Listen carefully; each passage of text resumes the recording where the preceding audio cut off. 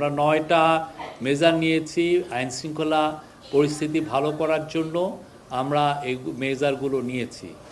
আমরা সত্যিকার অর্থে অনেকে আইসোলেটেড ইনসিডেন্টগুলোকেও অনেক বেশি হাইলাইট করছেন যে এইটা এই একটা অবস্থায় গিয়েছে।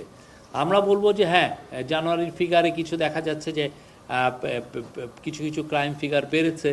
তা আমরা চাচ্ছি এটাকে যত দ্রুত সম্ভব সিচুয়েশনকে ইমপ্রুভ করার জন্য, সেই লক্ষ্যে আমরা কাজ করছি।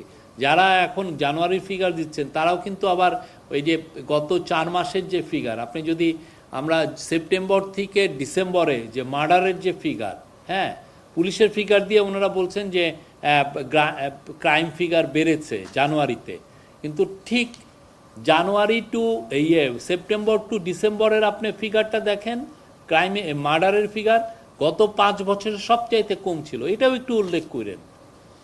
কথা হচ্ছে যে এই আপনার পাশের বাসায় ছিনতাই হয়েছে মানেই না যে সারা বাংলাদেশে পরিস্থিতি খারাপ।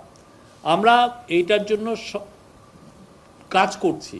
আমরা জননিরাপত্তা, এটা হলো গভর্নমেন্টের সবচেয়ে টপ দায়িত্ব। কোনোভাবেই যাতে এই সিচুয়েশন ডিটোরিয়েট না করে সেটার জন্য চেষ্টা।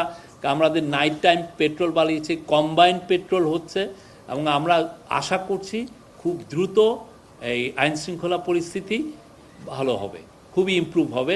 আমরা এটা কোয়াইট কনফিডেন্ট।